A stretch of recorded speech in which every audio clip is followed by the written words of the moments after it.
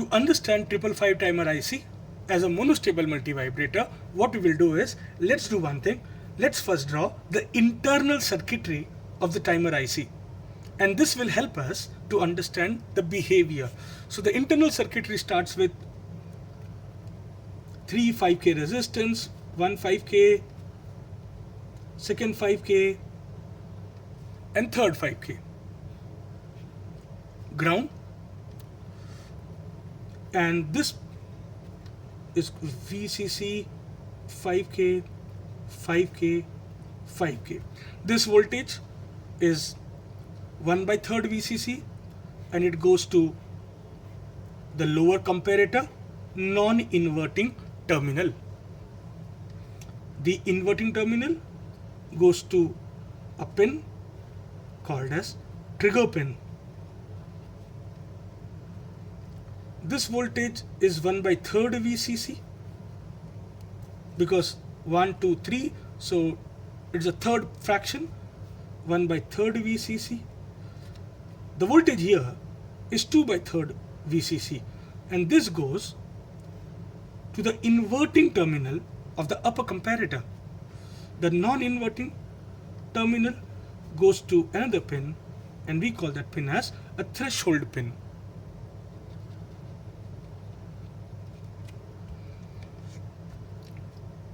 The two output of the comparator goes to an SR flip-flop.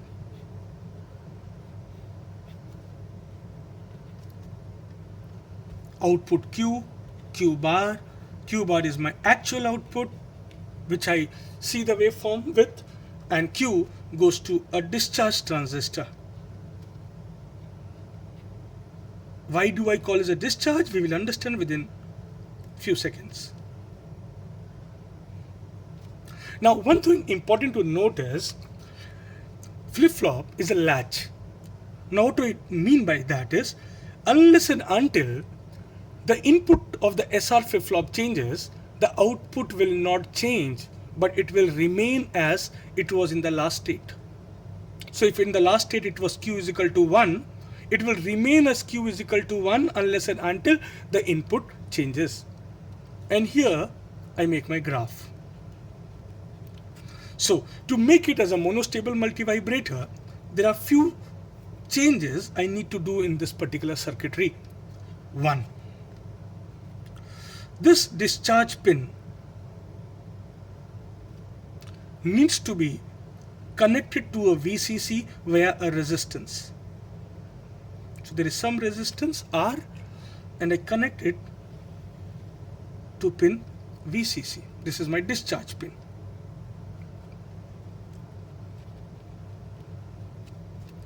And in parallel to the transistor, I put a capacitor C. This threshold pin is connected to the discharge pin.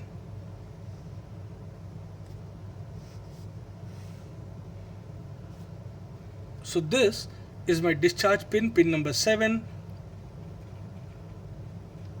Then through a resistance I connect it to a VCC, and this is my ground.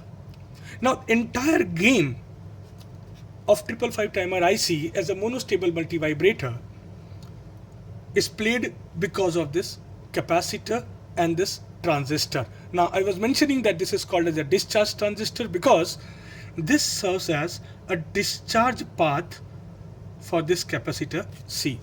So when let us understand by drawing a graph. In this graph,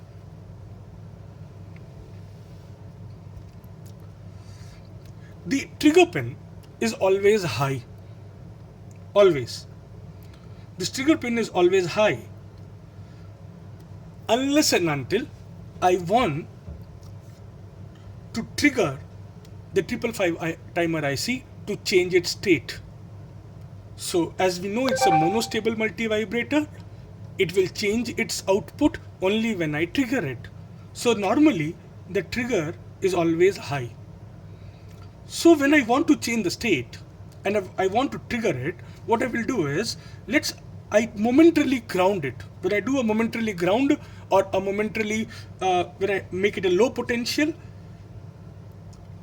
it goes to ground momentarily. Let me make it twice, once here and once here.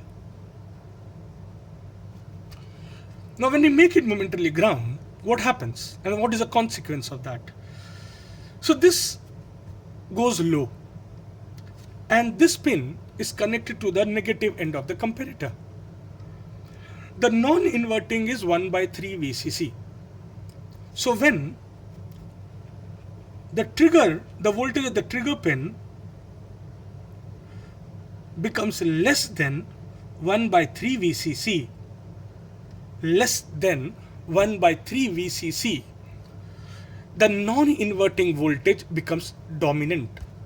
So the voltage at the non-inverting terminal is more and the voltage at the inverting terminal of the lower comparator is less because it is less than 1 by 3rd VCC. So we know when the non-inverting terminal is more, and because this is an open loop comparator, the output will be high. So when the output goes high, so the reset pin is high, and when the reset pin goes high, Q becomes low, that is 0, and Q bar becomes high. So this is my output. My output is taken from Q bar. The moment reset, that is the trigger pin becomes less than 1 by 3rd VCC, the lower comparator produces a high output because the non-inverting voltage is high, then the negative voltage at the inverting terminal. So reset pin becomes high, and if the reset pin becomes high, the flip-flop is reset, Q becomes 0, and output Q bar becomes high. Now, for how long this will be high? That is the question. But before that, what will happen is, if Q becomes low, the voltage at the base of this transistor will be low. And this is an NPN transistor. To conduct, I need a high voltage because this is a P region. I need a high voltage. So this is low, so transistor will shut down. And if the transistor shuts down, the voltage from VCC, the current from VCC will come from R, will come at this particular point. Now it has 3 paths. 1, to the transistor, but transistor is off. Second, this path, but this is going to the op-amp, and I know that the internal impedance of op-amp is very high. So the current will not even go into the op-amp. But the third one path is to go into the capacitor. And as a result, the capacitor will start charging. So this is the voltage across the capacitor. And we see the voltage, the capacitor starts charging. The charging time of the capacitor is defined by this resistance R as well as C. Now the capacitor goes on charging. What is the maximum voltage the capacitor can charge?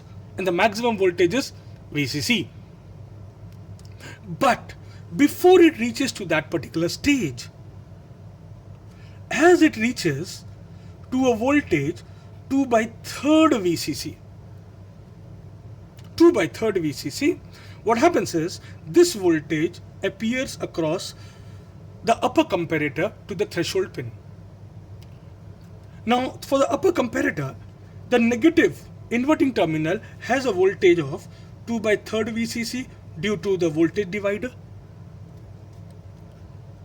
And when the voltage across the capacitor becomes little bit more than 2 by 3rd VCC, that is, the voltage at the non-inverting terminal becomes more than the inverting terminal, the upper comparator produces a high output.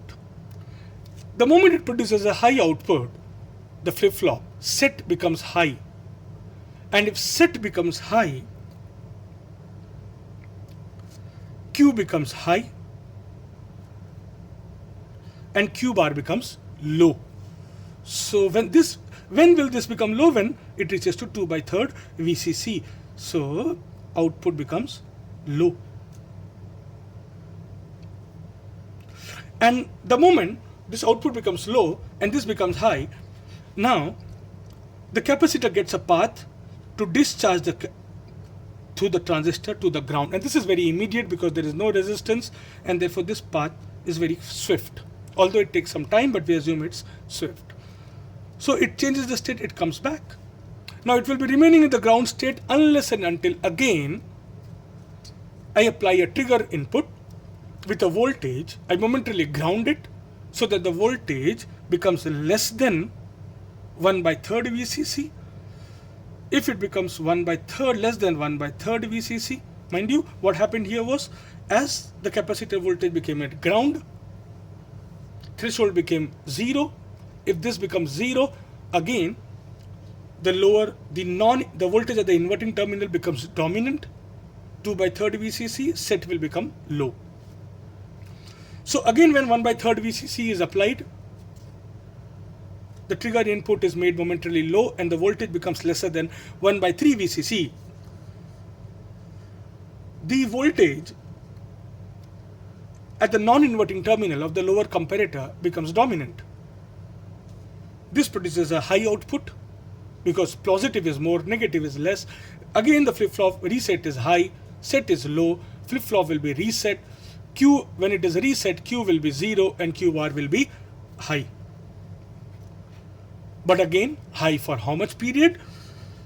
Q bar is low, transistor will be shut down, capacitor will start charging. If the capacitor starts charging, it will charge up to 2/3 VCC. The moment it develops 2/3 VCC, it goes to a threshold pin and the voltage appears at the non-inverting terminal. At the non-inverting terminal, the moment the voltage becomes little bit more than 2/3 VCC, the upper comparator produces a high output and set becomes high, Q becomes high, Q bar becomes low.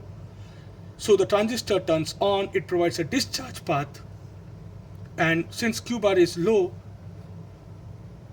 so 2/3 VCC, it becomes low and this becomes discharge. So this is how you will see that the stable state is 0, and when I trigger it through a trigger pulse, my output changes states from low to high, but it is not stable. After some period of time, it returns back. This is 555 timer IC as a monostable multi-vibrator.